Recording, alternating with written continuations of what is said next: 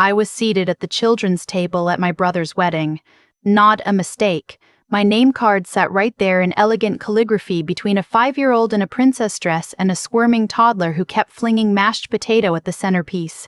Everyone in the main ballroom had a clear view of the ceremony.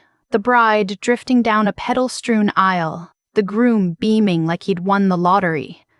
My parents glowing with the particular pride of people who believed they'd engineered their own heaven.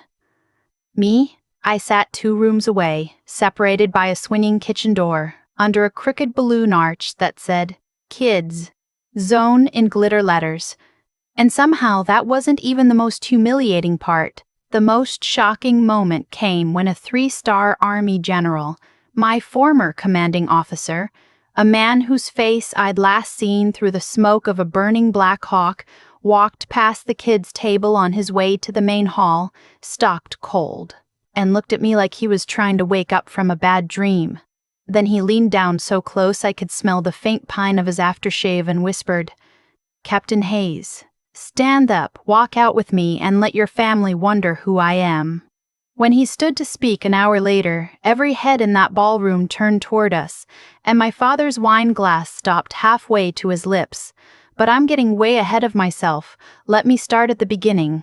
It was the first Saturday in October, one of those perfect Texas autumn afternoons where the sky looked airbrushed and the air still held a hint of summer's leftover warmth. My brother Jake had picked a restored antebellum plantation just outside Fort Worth for his wedding venue.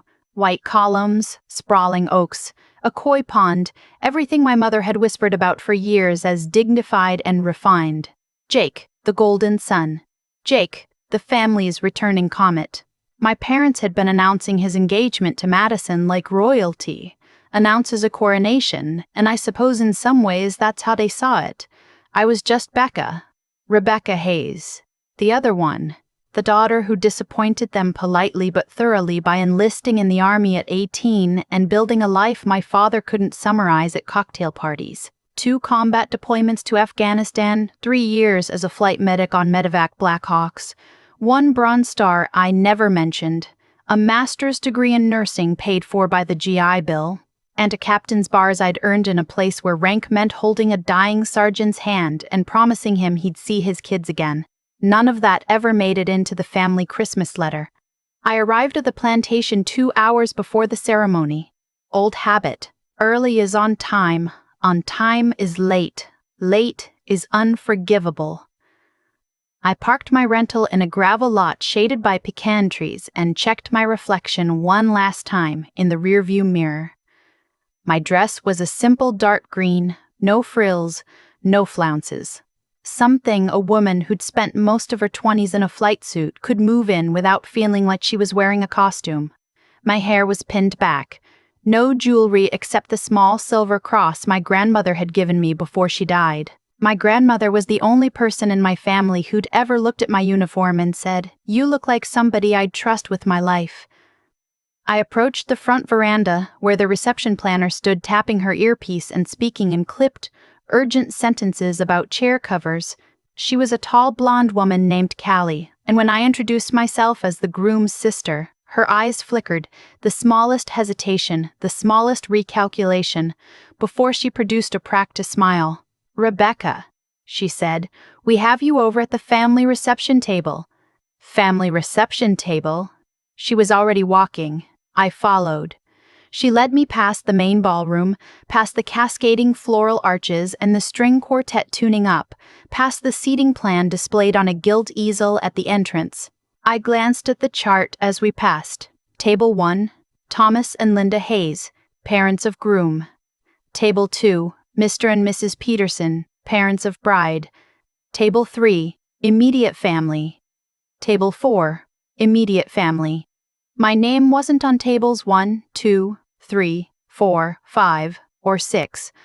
I scanned faster. Callie pushed open a swinging door, and the noise hit me first. The high-pitched shriek of children, the clatter of juice boxes, the unmistakable chaos of a babysitting station that had been lightly redecorated to look festive. A small room off the kitchen pantry, 3 folding tables, paper tablecloths, a balloon arch spelling key ids, Zone in sagging glitter letters. 2 teenage sitters wrangling about a dozen children under the age of 8. "Here we are," Kelly said brightly. I stood very still. I've stood very still in a lot of bad situations. Rocket attacks, mass casualty events, a hard landing in a dust storm where the pilot next to me was bleeding out. I know how to keep my face still. "There must be a mistake," I said. Callie pulled out her clipboard. "Rebecca Hayes? No mistake. Your mother actually called yesterday to confirm. She said, and I quote, 'Becca will be more comfortable with the kids than trying to keep up with the adult conversation.' Her words, Han, not mine." I didn't answer. I couldn't. There was a small tremor starting somewhere deep in my chest that I'd felt exactly 3 times before in my life, and each time it had preceded something I couldn't take back. I swallowed it. I've been trained to swallow it. Callie glanced at her watch, already drifting back toward the door. "The sitters will bring you plates from the main buffet. And there's a TV in the corner if you want to watch cartoons with the kids after the vows. So fun. Okay, gotta fly." She fled. I stood in the doorway of the kids' zone for a long, quiet moment. One of the teenage sitters caught my eye and gave me a slow, sympathetic nod, like she'd already figured out what I hadn't wanted to. A 6-year-old in a pink dress tugged my sleeve and asked if I was her new babysitter. I knelt down, smiled, told her no, I was someone's big sister. She patted my cheek with a sticky hand and said, "That's okay, I'll share my crayons." I had to look up at the ceiling for a second. It wasn't the table that hurt. It was everything it meant. It was 31 years of being tucked quietly out of sight, of being the daughter who made my mother's cocktail small talk harder, of hearing my father describe my brother as my son, the attorney, and me as my daughter who's, into the military thing. It was my mother's voice over the phone yesterday. "Becca will be more comfortable with the kids," like I was a guest whose edges she needed to smooth down before company arrived. I grew up in a long, low ranch house in a Fort Worth suburb. My father had climbed the ladder to a fort. Our lawn was always trimmed. Our fence was always painted.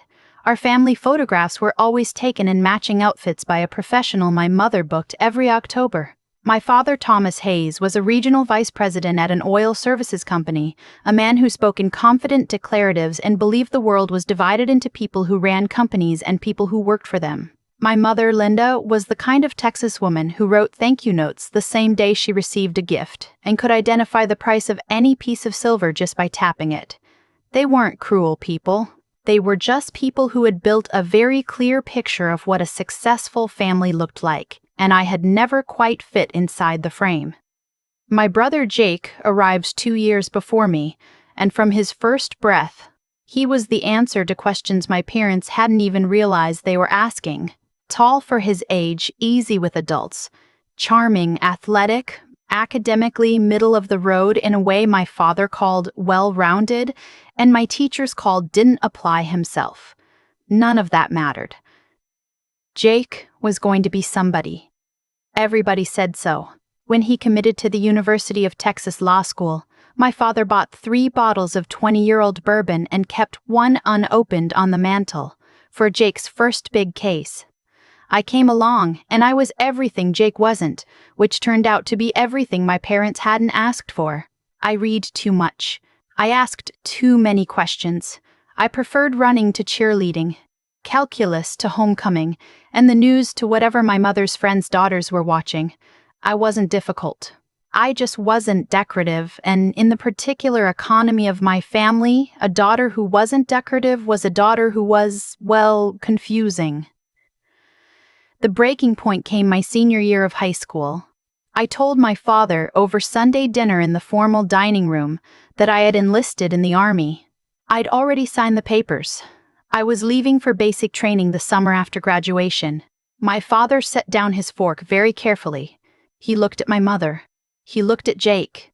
He looked at the painting of a longhorn over the sideboard. He did not look at me. "Becca," he said, "people like us don't enlist." "People like who?" I asked. "People with options." I told him I had chosen this. I told him I wanted to serve. I wanted to see the world. I wanted to earn something that wasn't handed to me. He stood up from the table, walked to his study, and closed the door. He didn't speak to me for 6 weeks. When I came home on leave after basic, he shook my hand. His own daughter. A handshake. I served 13 years. I became a flight medic because I wanted the hardest job in the medical service corps, the one where you ran toward helicopters in the dark with gunfire in the distance, where you kept strangers alive on a vibrating metal floor at 200 feet with one IV and a prayer. I did 2 deployments to Afghanistan. I did 1 tour in Korea. I saw things I will never be able to explain to the people in that plantation house, and I saw things I will never try to. I saved a lot of people. I lost some. I kept going, and in 13 years, my father asked me about my job exactly once. At a cousin's graduation barbecue, he'd taken me aside near the propane tanks and asked, "So Becca, when do you think you'll be done with all this?" All this. My career. My life. "I'm not done, Dad." "Well," he said, "let me know when you are. Your mother worries." That was the whole conversation. A month before Jake's wedding, I completed my 12th year of service and received the official letter promoting me to captain. I'd framed it. I'd hung it in my apartment in Tacoma, where I was stationed at Joint Base Lewis McChord. My mother had called about the wedding the same afternoon. I told her about the promotion. There was a pause on the line. "That's nice, honey," she said. "Listen, I need you to come in a little earlier than the other guests. I want to make sure you have time to, get yourself presentable." Madison's family is very particular about appearances. I stood in my kitchen holding my newly framed promotion letter, and something inside me went very cold and very quiet. Now, 2 hours before my brother's wedding, I stood in a balloon arch kids' room off a plantation kitchen, and I understood what that coldness had been. It had been grief. It had been the quiet, private grief of finally understanding that my family wasn't going to change. I took a breath. I straightened my dress. I walked out of the kid zone, past Callie in the hallway who did not look up, past the wedding coordinator shouting at a florist, out onto the back veranda to find the bridal suite and offer my congratulations to Jake's fiancé, because that is what a Hayes daughter does, even when she is bleeding invisibly. Madison was gorgeous. Of course she was. Porcelain skin, blonde hair pinned into a low chignon, a dress that probably cost more than my first car. Her bridesmaids flitted around her like koi in a pond. My mother was there, fussing over a veil, adjusting a strand of Madison's hair with the delicate attention she'd never once given me. "Becca!" my mother exclaimed when she saw me, in the bright, performative voice she used when there were witnesses. "Don't you look comfortable?" "Mom." "Have you found your seat?" I told Callie. "I found it." She smiled tightly. "We just thought, with the ceremony running long, you'd be happier somewhere where you could stretch out. You've always been so restless in formal settings." I was 28 years old the last time I attended a formal event with my family. I had not been restless. I had been quiet, polite, and ignored. But she had built her narrative, and I wasn't about to dismantle it in a bridal suite full of strangers. "It's fine, Mom." Madison turned from the mirror, her eyes passing over me briefly. "Oh, hi, Rebecca. So glad you could make it. Jake said you might not be able to get leave. I put in for it 9 months ago, Madison." "Oh, well," she smiled. "You made it work. That's what counts." I nodded. I congratulated her. I backed out of the room. In the hallway, I leaned my forehead against the cool plaster wall and closed my eyes for exactly 5 seconds. Then I opened them, squared my shoulders, and went looking for a glass of water. And that's when I heard the voice. "Captain Hayes?" I turned.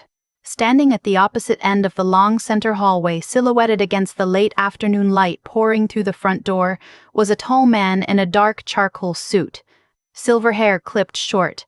Shoulders squared in a way no civilian stance would ever match. For half a second, my brain couldn't process the image. Like 2 photographs had been double exposed. Then he took one step forward into better light, and I actually reached out and touched the wall to keep my balance. Lieutenant General Robert Carrington. Sir?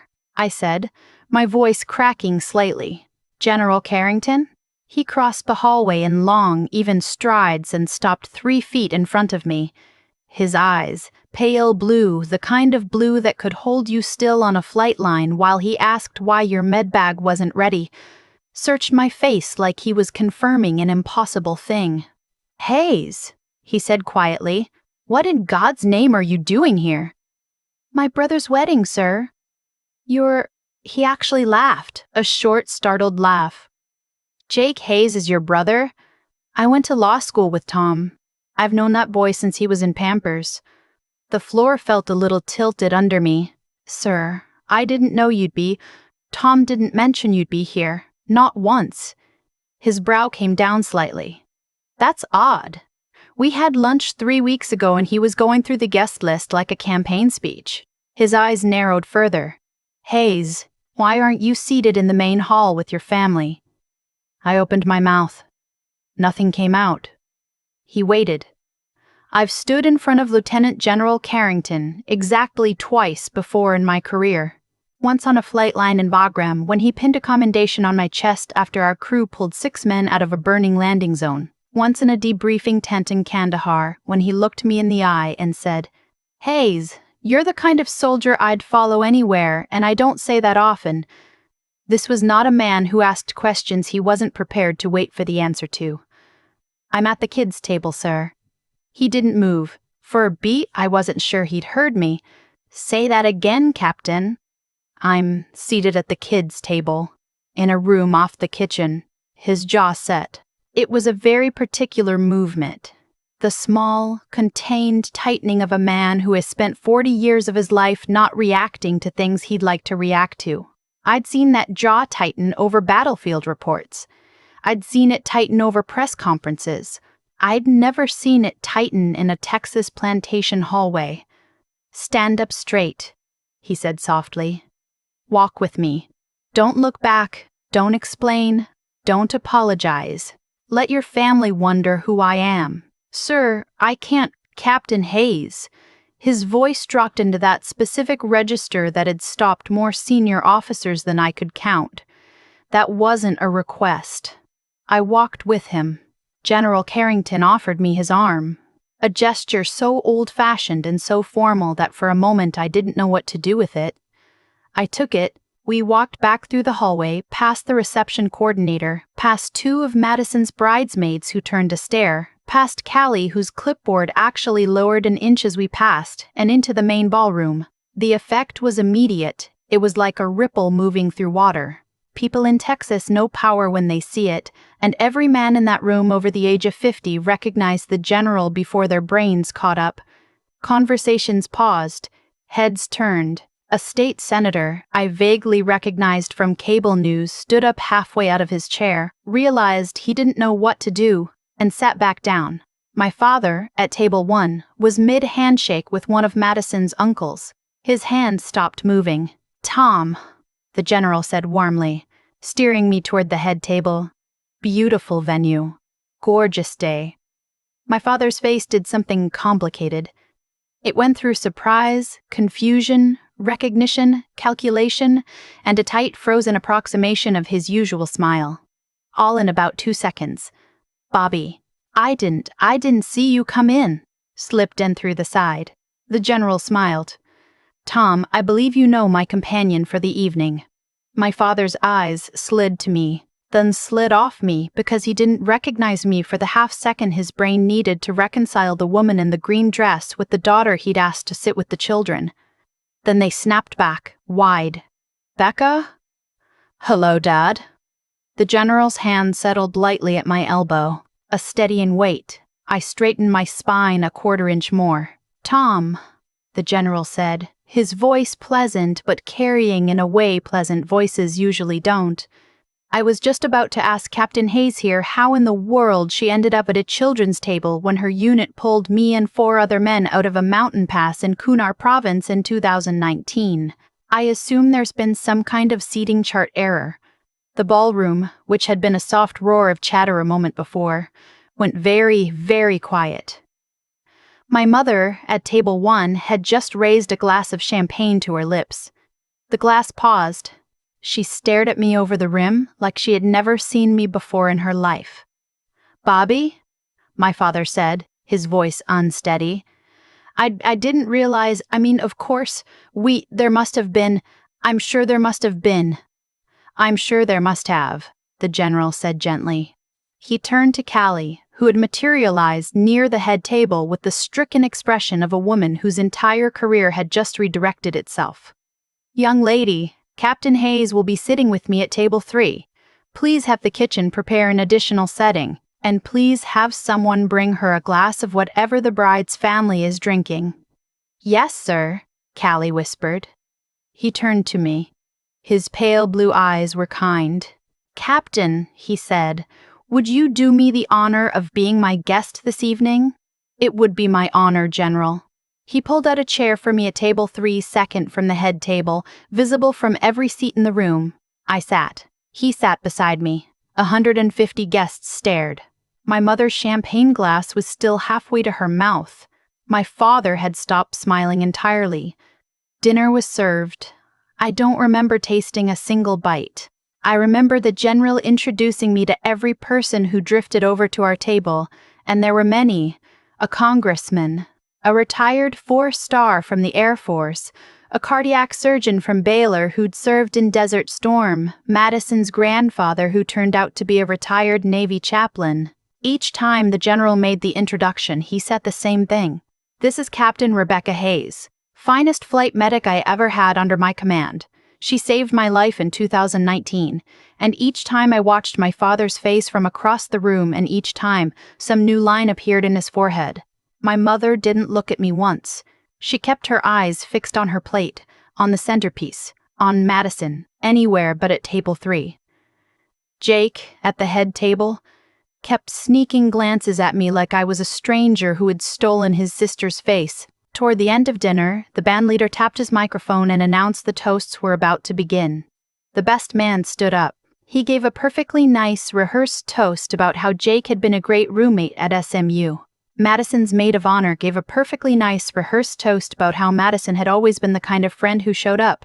There was polite applause, glasses raised, the bandleader cleared his throat to move on, and then General Carrington set his napkin down on the table. I'd seen him do it once before. In a briefing tent in 2019, 45 minutes before he'd personally briefed a Secretary of the Army on an operation that had gone wrong and whose aftermath he was about to take the full weight of publicly. It was the smallest gesture in the world, a napkin folded neatly and placed to the left of a plate. But I knew what it meant. Brace yourself. He stood. The room, which had been settling into dessert and soft chatter, went still around him the way air goes still before a thunderstorm. He didn't ask for the microphone. He didn't need to. When a 3-star general stands up in a room full of Texans, the room figures out what to do. "Good evening," he said. "I apologize for speaking out of turn. I know weddings have their order, and I have no intention of disrupting Jake and Madison's beautiful night." Polite laughter. A few glasses lifted in recognition. "I'm Bobby Carrington. Some of you know me, some of you don't. Tom Hayes and I were at UT Law School together before I took a very different road. I spent 38 years in the United States Army. I retired last year. And tonight," he said, his voice shifting just slightly, not louder, but heavier. "The way river water carries more weight when it narrows. Tonight I'd like to acknowledge someone at this wedding who most of you have been seated near without realizing who she is." Every head in that room turned slowly toward table 3, toward me. My father's wine glass was still paused. He had not taken a sip in 10 minutes. "Captain Rebecca Hayes," the general said, "is the daughter of our host. She is also the finest flight medic who ever served under my command. In October of 2019, a Black Hawk I was riding in took heavy fire over Kunar province and made what we generously call a hard landing in a riverbed. There were 5 of us in that aircraft. 3 were wounded. I had a broken femur and was losing blood quickly. The aircraft was burning. The engagement was ongoing. Another medevac bird came in under fire to extract us, and the flight medic who came off that bird threw enemy fire and put a tourniquet on my leg while shouting at my pilot to keep his eyes open was a 26-year-old first lieutenant named Rebecca Hayes.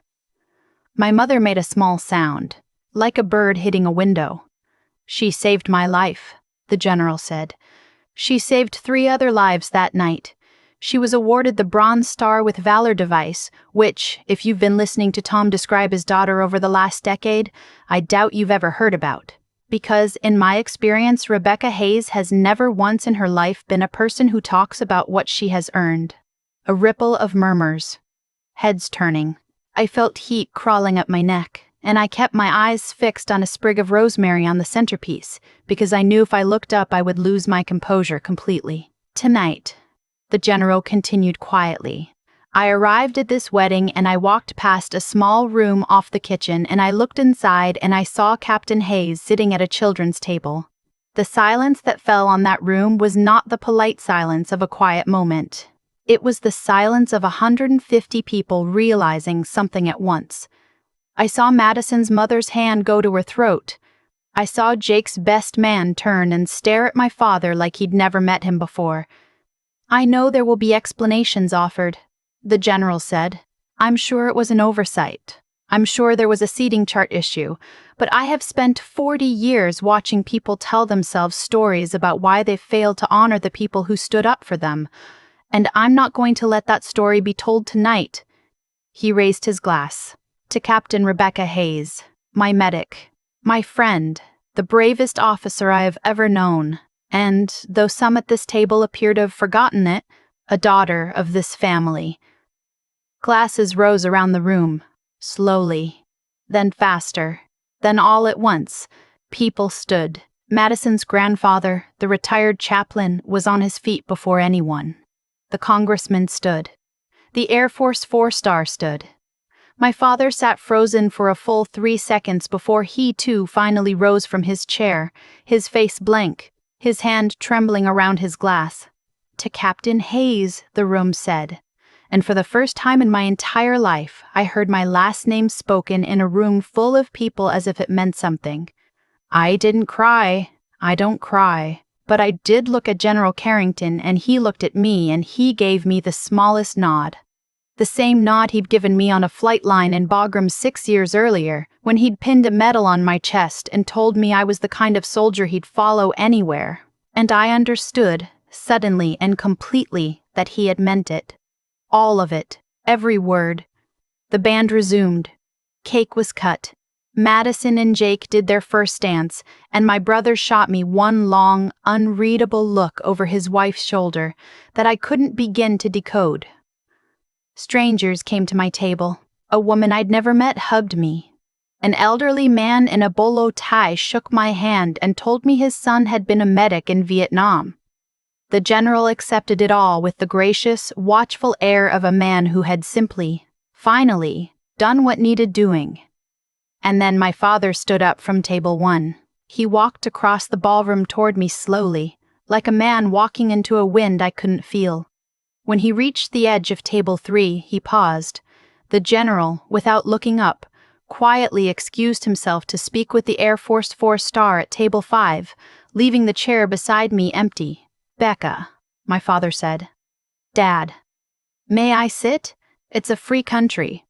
He flinched. It was the first time in my life I had ever seen my father flinch. He sat. For a long time, he didn't speak. He stared at the untouched piece of wedding cake on the plate in front of him. I watched his hand, broad, heavy, the hand that had signed the mortgage on our house and the checks for Jake's law school, tremble very slightly against the tablecloth. "I didn't know," he said finally. "Didn't know what, Dad? About Kunar, about the Bronze Star, about Bobby." He exhaled. "You never told us. You never asked." He closed his eyes. "I didn't know how," he said quietly. "Your mother and I, we didn't know what to do with you, Becca. From the time you were small, you were—" he searched for the word. You were too much. You asked too much of us. You were too brave for us, and I think I was ashamed. I turned to look at him. His eyes were wet. My father, Thomas Hayes, regional vice president of an oil services company, a man who shook his own daughter's hand, had tears on his face. Ashamed of me. No. His voice broke. Ashamed of myself. Because I didn't understand you. Because I didn't know how to raise a daughter like you. So I pretended you were someone else. Someone smaller. Someone easier. And every time you came home, you were bigger than the person I'd told myself you were, and I didn't know what to do with that. So I did nothing. For 31 years. I couldn't speak. I just watched him. The kids' table, he whispered. Becca. I knew about the kids' table. Your mother told me this morning, and I didn't say anything. I told myself it was fine. I told myself you wouldn't mind. He shook his head. God, I'm so sorry. I sat very still. 13 years in the army teaches you how to sit still when something is cracking open inside you. Bobby Carrington, he said after a moment. I've known him since we were 22. We were roommates. He was the godfather of Jake's middle school baseball team, for God's sakes. And I never once put together, you never mentioned, I mentioned him, Dad. I mentioned him a lot. The first time I came home from Afghanistan, I told you my task force commander had recommended me for a decoration. You said, and I quote, "That's nice, sweetheart, but when are you going to meet somebody and settle down?" He closed his eyes again. I know. You never listened. I know. He put his hand over mine on the tablecloth, slowly, carefully, like he was afraid I'd pull it away. I want to listen now, he said, if you'll let me. I looked at my father's hand covering mine, and I thought of every Thanksgiving, every Christmas, every time I had come home in uniform and been introduced as Becca. You know, she's been traveling. I thought of the handshake after basic training. I thought of the 20-year-old bourbon on the mantel, waiting for Jake. I did not forgive him in that moment. That would take years, but I did not pull my hand away. Okay, Dad. Okay, I'll try. He squeezed my hand, his head bent forward. For the first time in my life, I saw my father cry. Small, silent, behind closed eyes crying. The kind that men like him do only once or twice in their lives. Across the room, my mother watched us. Her face was a mask I had never seen on her before. Not her cocktail party smile, not her company smile, not her church smile. Something raw. Something that looked, for the first time, like a woman who had just realized the cost of a story she'd been telling herself for 31 years. She didn't come over. She didn't have the courage for it that night. She would. Eventually. Months later, in a Dallas coffee shop, where she would ask me for a second chance, I would only half give her. But that night, she stayed in her seat, and I let her. The wedding ended the way weddings do.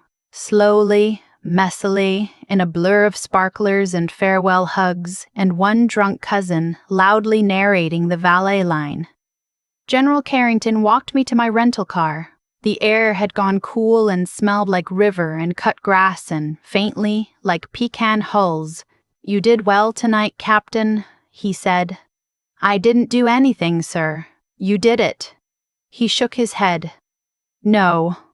I just named what was already true. There's a difference. I looked up at him. In the porch light, he looked older than he had in the hallway, and more tired, and also more familiar, like the man who had shouted at me to keep working over the rotor wash of a Blackhawk in a riverbed 7,000 miles from here. Sir, I said quietly. Thank you. Rebecca. He paused. It was the first time he had ever used my first name. You are going to spend the next 10 years telling yourself that what happened tonight was an accident, that I just happened to be there. Don't. I came because Tom invited me. I spoke because you deserved it, and you deserved it because of who you are, not because of who I am. Do you understand me? I nodded. He touched his forehead in the smallest, quietest salute a man can give, and then he walked to his car. I drove back to my hotel and slept like a person who had put down something she had been carrying for a very long time. In the months that followed, my father called me every Sunday. Sometimes for 3 minutes, sometimes for 30. He asked about my work. He asked about my flights. He asked, once, haltingly, about Kunar. And I told him the pieces I could tell him, and he listened. And when I finished, he was quiet for a long time, and then he said, "Thank you for telling me, Becca." And I knew he meant it. My mother took longer, she always does. But a year later, on my birthday, she sent me a small package in the mail. Inside was my grandmother's silver cross necklace, the one I'd lost when I was 19 and had never been able to find. My mother had found it in a drawer in the guest room and had it professionally restored. The note said, "I'm sorry, I'm trying. Mom." I put it on and I wore it every day after that. Jake apologized too, about 6 months later. Awkwardly. Over beers at a bar in Dallas. He said he'd always told himself I didn't care about the family stuff. He said he saw now that he'd told himself that because it was easier. I told him it was, and that I forgave him, and that I'd like to be in his children's lives if he'd let me. He cried. My brother cried. Turns out Hayes men do that occasionally. They just don't let each other see it. I became Aunt Becca. I built backyard forts with my niece. I taught my nephew to fish. I showed up to his kindergarten career day in a flight suit once because he'd asked me to, and he talked about it at school for 6 months. I was not behind any pillar, and I was not at any kid's table. I was at the front of their lives, where I always should have been. General Carrington and I still have coffee once a season. He's written me letters of recommendation. He came to my promotion to major last spring. He calls me Rebecca now, and I still call him Sir, and that seems about right. The wedding became a family legend. Nobody talks about it directly. But sometimes, at a holiday, my father will glance at me across the table, and he'll give me the smallest nod, the kind a man gives to another person he respects, and I will nod back, and we will both know what we mean. If you are listening to this and you have ever been the quiet one, the overlooked one, the one in the back of the photograph, the one who was raised by people who never quite learned how to see you, please hear me when I say this. Your worth is not contingent on their recognition. It never was. Sometimes the world needs a witness to remind it of what was always true, and if you are lucky enough to have that witness appear in your life, thank them, and then go and become the witness for someone else. And if no witness ever comes, then be your own. Stand up. Walk into the main hall. Let them wonder who you are. If this story meant something to you, please like, share, and subscribe to American Pride Stories.